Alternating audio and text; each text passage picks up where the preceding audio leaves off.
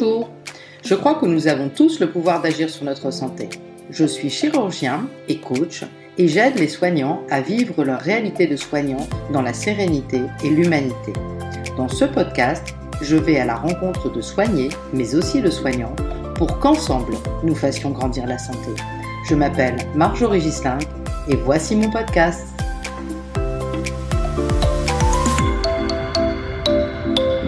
Bonjour Jérémy, je suis ravie de t'accueillir dans mon tout nouveau podcast. Et avant de remonter le temps, est-ce que tu pourrais nous parler un petit peu de toi ? Hello Marjorie, écoute, c'est un plaisir d'être avec toi aussi pour discuter et d'enregistrer nos belles voix. Pour parler de moi, je m'appelle Jérém, j'ai 31 ans, je suis ingénieur de formation et depuis peu coach en développement personnel. Je fais d'ailleurs comme toi la magnifique école de David Laroche, remplie de coachs d'exception. Et du coup, je pense qu'on va parler d'un peu ce qui s'est passé, ce qui m'a amené durant ces 4 dernières années à passer d'ingénieur et à changer complètement ma vie, puisque depuis 4 ans, je fais complètement autre chose. Oui, exactement. Et en fait, j'ai remonté un petit peu ton histoire et j'ai vu plein de choses incroyables à travers lesquelles tu es passé. D'abord, un burn-out en 2019, c'est ça ? Ouais, burn-out en fin de... non, le burn-out, c'était mi-2019 jusqu'à début 2020, on va dire. Ouais. Globalement. Burn-out dû à beaucoup de travail, de perte de sens dans le travail. Et je pense plein d'autres choses. Je pense vraiment que c'est une accumulation de petites fatigues qu'on ne récupère pas et on se rend pas compte que sur le long terme, je pense que ça m'a pris 6 mois, 1 an. Ça peut justement nous mener à ce qu'on appelle le burn-out et à être complètement HS toute la semaine, à récupérer un peu le week-end, mais que ce soit pas assez. Enfin bref. Comment tu t'en es rendu compte en fait que tu étais arrivé là ? C'est très bonne question. Parce qu'en vrai, c'est comme je dis, en fait, on se rend compte de tous les signes une fois qu'on se dit peut-être que je suis en burn-out. Et au moment où on se dit peut-être que je suis en burn-out, on remonte les 6 mois qui viennent de se passer et on voit que on a été fatigué, on n'a pas fait les choses comme d'habitude, on n'est pas sorti là où d'habitude on sortirait, on n'est pas allé faire. Pour moi, c'était ce match de foot, alors que j'adore faire du foot. Là, j'y allais plus, ou même les week-ends entre amis, j'y allais plus, je préfère rester chez moi à dormir.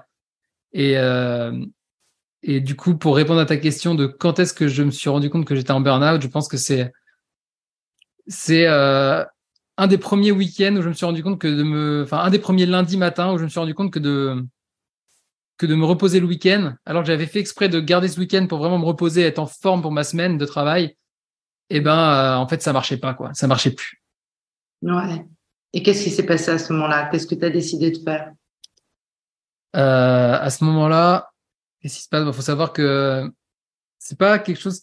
J'ai pas eu l'impression de m'être dit à un moment précis, ok, on va changer les choses. C'est pareil. J'ai commencé à accumuler certaines habitudes qui m'ont aidé à sortir sur le long terme de cet état de fatigue. Déjà, faut savoir que c'est comme si tous les matins je me levais avec une cape de plomb qui fait, 10-20 kilos sur le dos, alors que je me levais de chez moi, j'étais en caleçon, hein, donc j'avais absolument rien. Et c'est une énorme fatigue. Et du coup, au moment où on se rend compte qu'on n'arrive plus en un week-end ou même avec des vacances à se reposer, on cherche des solutions. Et une des premières choses que j'ai fait, c'est d'aller voir des vidéos YouTube, d'écouter des podcasts. Ensuite, ça m'a amené à lire des livres et en fait à m'interroger sur d'où peut venir cette fatigue et comment je peux faire pour peut-être la changer. Et c'est là que j'ai vu passer plusieurs fois le mot burn-out et où je me suis dit, mais en fait, j'avais déjà entendu parler de ce mot-là, mais je me disais pas, je suis en burn-out, quoi.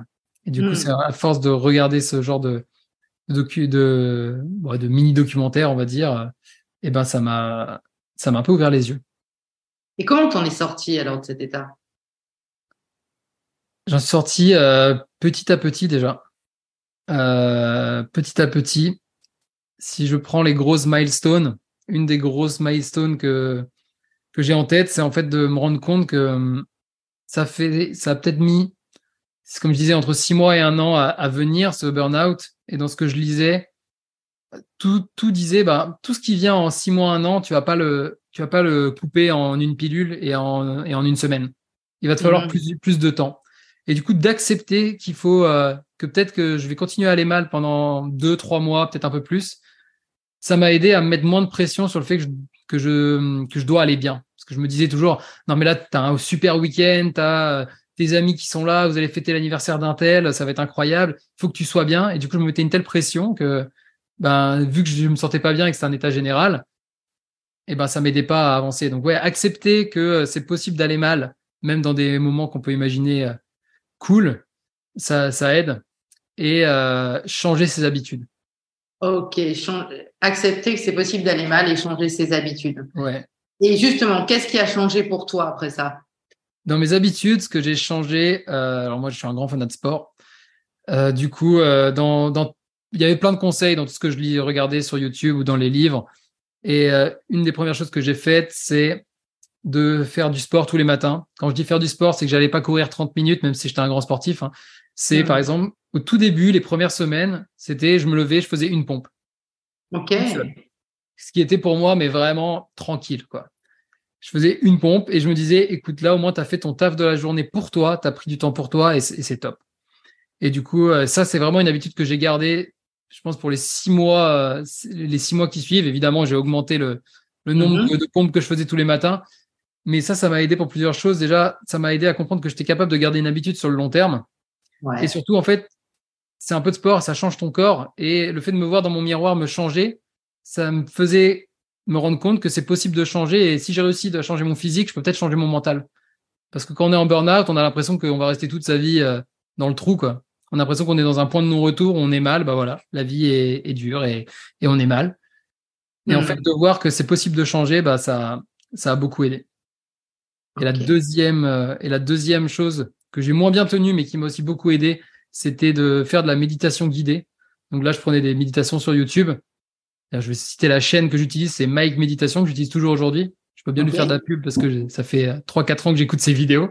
Et je prenais ces petites vidéos de 10, 15 minutes et le matin, je les écoutais juste avant de partir au travail, parce que le travail, pour moi, c'était vraiment là où je perdais toute mon énergie. Et ça m'aidait à aller au travail plus calmement. Quand je prenais mes trains, parce que j'avais beaucoup en business trip, j'écoutais justement ces méditations et ça m'aidait à gagner un peu des points d'énergie en plein milieu de ma journée, quoi. Effectivement, la méditation et apaiser son cerveau pour gagner des points d'énergie, je pense qu'il y a pas grand-chose de mieux. Mais toute ta vie, quand même, elle a changé après ce burn-out parce que là, tu pars un peu à travers le monde. Ouais, c'est vrai que j'ai toujours été un peu voyageur, mais là, depuis 4 ans, c'est vraiment différent, c'est vraiment jouer à un autre niveau. Puisqu'il y a une des choses qui m'a accéléré, on va dire, mon burn-out, c'est un jour où je faisais mes comptes, Mhm. quand j'étais en Chine, en fait, je me suis rendu compte, pour le coup, que j'avais assez d'argent pour réaliser plusieurs de mes rêves, comme par exemple faire un tour du monde. Et du coup, je me suis dit, putain, mais en fait, là, je suis bloqué dans un travail qui, certes, me rapporte pas mal d'argent, où je peux vivre tranquille sans me prendre la tête. Mais en fait, à quel point, pour quel but, dans quel but de juste gagner de l'argent si c'est pour être malheureux tous les jours et être pas bien. Et non, en fait, je me suis posé une question que je continue à me poser d'ailleurs aujourd'hui, c'est il se passe quoi si j'essaie de réaliser mes rêves avec les ressources que j'ai? Et du coup, j'ai changé du tout au tout. Au lieu de me dire il faut que je gagne de l'argent, je me suis dit je vais essayer de faire des choses cool avec ce que j'ai déjà et voir où ça m'emmène en fait. Et là, pour l'instant, ça se passe toujours bien puisque ça fait 4 ans. Bravo. Donc, en fait, tu es en train de nous dire que le fait d'être dans la gratitude de ce que tu as, ça a quand même changé ta vie plutôt que essayer d'accumuler, accumuler, accumuler. Complètement. C'est quelque chose, c'est marrant parce que la notion de gratitude, je la connais pas depuis si longtemps que ça. Enfin, en tout cas, je l'applique pas depuis si longtemps que ça, mais c'est un peu ce que j'ai appliqué, on va dire, entre guillemets, naturellement à ce moment-là de Mhm. ma vie. C'est assez marrant. Je me suis mis il y a eu un mouvement, dans ces années-là, peut-être un petit peu avant, qui a commencé à exploser. C'était le mouvement du minimalisme. Et je me suis Mhm. complètement retrouvé là-dedans. Je me suis dit, mais en fait, à quoi bon avoir 15 000 trucs si on n'en utilise pas la moitié, voire les trois quarts? Et par exemple, je vivais en Chine et quand j'ai fait mon burn-out et quand j'ai dû déménager tout en France, au lieu de tout redéménager dans un conteneur, en fait, j'ai tout vendu. J'ai même vendu les trois quarts de mes fringues. Aujourd'hui, je vis avec 5, 6 t-shirts, 2 pantalons et un short. Je garde toujours le minimum.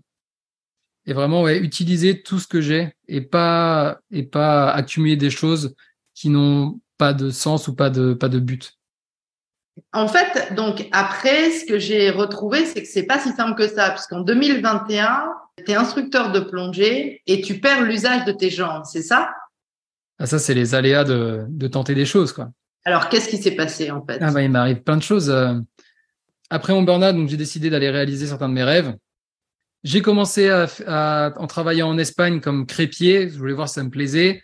Il y a eu le Covid, j'ai décidé de changer. Et là, j'ai décidé de faire quelque chose de plus ambitieux que de faire ce projet de crépier. C'était de partir en Polynésie française, rejoindre un pote à moi pour passer tous mes niveaux de plongée.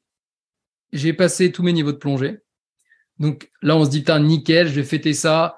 Dans 2 mois, je vais pouvoir faire instructeur, je vais pouvoir enfin être payé après 6 mois où je vis sur mes économies. Enfin, c'est génial. Et je pars dans une magnifique île. On fait 3-4 plongées durant 4-5 jours et un matin, on refait une énième plongée. On va visiter une passe qui est réputée pour avoir 700 requins gris à l'intérieur. Donc moi j'adore les requins, donc je trouvais c'est incroyable de nager, d'avoir les requins qui passent entre toi, ton pote. T'as limite le requin il est plus près que ton collègue qui est à côté. Enfin c'est assez impressionnant, surtout quand on a la confiance on sait qu'ils ont assez à manger, que normalement, sauf je ne sais pas pourquoi, mais normalement ils vont pas aller nous croquer. C'est magnifique, c'est incroyable et en fait je remonte de cette plongée et là mon corps se paralyse. Je fais un accident qu'on appelle un accident de décompression. Donc là, dégringolade. Et je me retrouve paralysé sur le bateau de plongée avec de l'oxygène qui m'est administré parce que c'est le seul moyen de régler ça. Je fais un voyage de 5 heures puisque du coup, on est dans un atoll complètement paumé en Polynésie. On n'est pas à Tahiti. On est à 2 heures d'avion et 2 heures de bateau. Donc 5 heures, je me retrouve pendant une semaine à l'hôpital de Tahiti à, justement à me battre pour retrouver mes jambes. J'ai retrouvé mes bras au bout de 3 heures puisque l'oxygène a très bien marché sur le bateau. Et mes jambes, j'ai remis 2-3 jours à marcher et je suis sorti vraiment de l'hôpital au bout de 5-6 jours, un truc comme ça. Et qu'est-ce que tu t'es dit quand tu t'es retrouvé sans jambes? En vrai, c'est assez intéressant parce que j'ai eu peur, je dis toujours aux gens, j'ai eu peur 5 minutes. En fait, j'ai eu peur les 5 minutes où je perds l'usage un par un de mes membres. C'est-à-dire qu'au début, je nageais dans l'eau, tout allait bien. Et puis là, je croyais que j'avais mon gilet dans les mains et je me rends compte que ma main, elle est inerte dans l'eau, alors que dans mon cerveau croit que ma main est en train de tenir mon gilet. Donc là, je me dis, un truc qui déconne. J'ai énormément mal Oui, ce que je dis pas avant, c'est que juste avant, j'ai une crampe énorme qui me prend de la nuque au bassin. Et là, du coup, je perds mon bras droit, ensuite je perds mon bras gauche. Quand on me monte sur le bateau, ma jambe tape contre la coque du bateau et là, je me rends compte que j'ai plus l'usage de mes jambes non plus. Et là, je me dis, mais en fait, jusqu'à où ça va aller, quoi? Et j'attends qu'une chose, c'est qu'on me donne de l'oxygène parce que là, à ce moment-là, je sais que c'est le seul truc qu'on peut faire. Et en fait, au moment où on m'a donné l'oxygène, là, dans ma tête, c'est là, tu peux pas savoir ce qui va se passer. Et c'est pas de faire des plans sur la comète. La seule chose que tu sais, c'est si tu respires au maximum cet oxygène, tu as des chances déjà de rester en vie, ce qui est pas mal.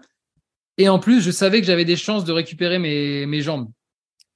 J'étais tellement à fond sur respirer chaque bouffée d'oxygène pendant ces 5 heures, surtout jusqu'au premier caisson hyperbare à l'hôpital, que j'ai même pas pensé à avoir peur. C'est moi qui faisais des blagues sur le bateau à mon pote qui, lui, était dans le. Je pense que c'est lui qui passait la pire journée de sa vie, c'était même pas moi. Moi, j'étais tellement dans tous les cas, j'ai pas le choix, il faut que je respire, qu'au final, j'ai réussi à laisser passer cet événement globalement bien, quoi. Waouh, bravo. C'était assez impressionnant, assez intéressant à voir. Je pense que oui, si j'aurais été plus mal si j'avais été dans la position de l'ami qui justement peut absolument pas rien faire. Il peut juste me regarder, il peut pas m'aider, il peut pas me porter, ça ne sert à rien. Et c'est encore pire de voir quelque chose qui se passe sans avoir le pouvoir dessus. Là, au moins, j'avais le pouvoir de respirer cet oxygène. Voilà, le pouvoir. Voilà, avoir le pouvoir. Et donc, après les jambes, peut-être que j'oublie, mais en 2022, tu perds la vue. Ouais, si, c'est pas mal. Et entre-temps, je pense qu'il ne s'est pas passé de choses aussi graves, donc tu as bien suivi. Ouais, alors du coup, 2022, je fais un autre projet ambitieux. Quand j'allais vraiment mieux au niveau de mes jambes, je dis, vas-y, je vais faire un autre projet ambitieux. Je vais traverser l'Atlantique en bateau. Et voilà, donc je me retrouve à faire ce premier parti de voyage entre Perpignan et les îles Canaries. Donc, on a mis environ 10 ou 11 jours, il me semble. Et on arrive aux Canaries. Pareil, on doit attendre que le temps soit favorable. On reste 4-5 jours aussi. Et le quatrième jour, je marche tranquille. Je reviens d'une baignade, je marche. Il fait super beau. En plus, il fait froid. Il fait froid en France. Moi, je suis dans les îles Canaries. Il fait 25 degrés. Je viens d'aller me baigner. Enfin, la vie est magnifique. Et je vois une petite tache noire sur le haut de mon œil. Et au début, je me dis, bon, ok, je sais pas trop ce que c'est, mais c'est pas très grave. Et là, je croyais que c'était le soleil au début. Et je rentre dans un magasin et je vois que en fait, la tache, elle part pas. Et limite, je dois m'asseoir dans le magasin. Genre comme si j'allais tomber dans les pommes. Du coup, je me dis, bon, là, ça va pas du tout. Et je vais aller vérifier ça avant de partir. Je vais voir un ophtalmo, quoi. Et donc, je trouve un ophtalmo sur les îles Canaries. Et là, le mec me dit direct, bon, ben, tu rentres quand en France? Je lui dis, ben, moi, je pars en tour du monde, parce que c'était le but. Et il me dit, bah non, là, tu vas rentrer chez toi parce que, en fait, tu as un décollement de rétine et il faut que tu rentres en France. Et il me dit, en gros, si ça s'était arrivé 2 jours après, si en fait, on s'était rendu compte de ce décollement de rétine 2 jours après dans le bateau, bah moi, j'étais parti pour 3 semaines de navigation et il y avait des chances que je perde mon œil. D'accord. J'ai eu quand même beaucoup de chance que ça arrive 2 jours avant le départ. Et bref, et du coup, j'ai dû rentrer en urgence le lendemain. Je suis rentré à Brest.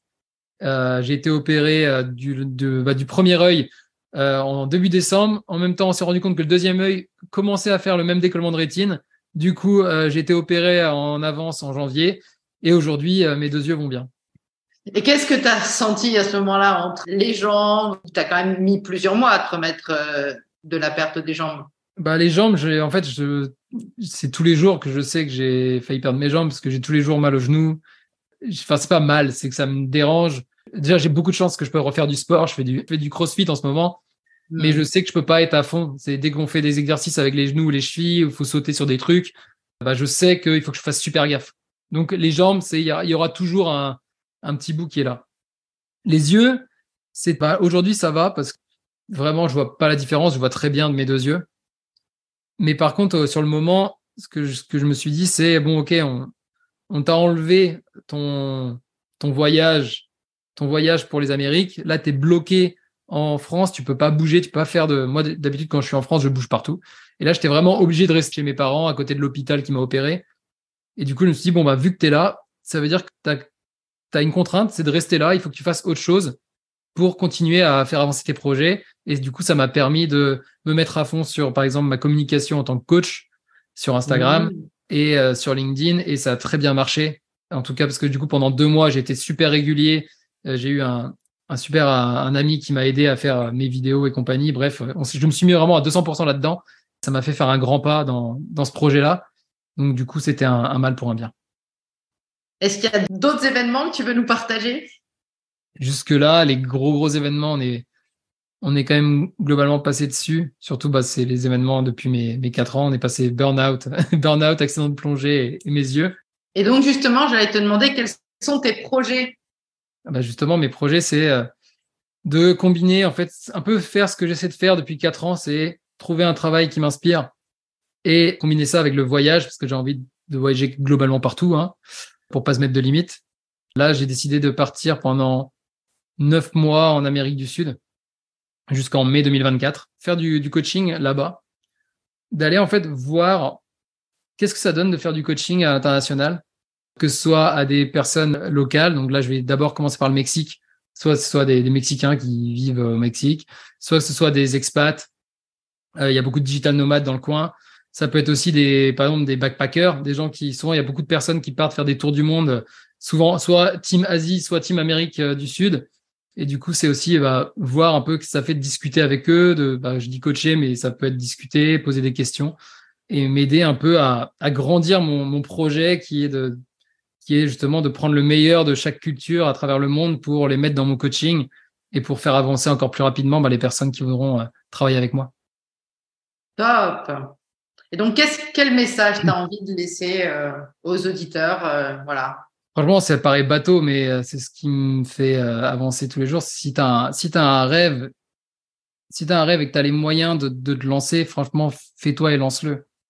Parce que il y a plein de choses qu'on regrette et les choses qu'on regrette pas, en fait, c'est les choses qu'on a tentées. Et même si même si c'est un projet qui aboutit pas. Par exemple, j'ai voulu traverser l'Atlantique, ça s'est pas fait parce que il s'est passé un truc que j'aurais jamais pu prévoir. Il y a un décollement de rétine comme ça, sans choc.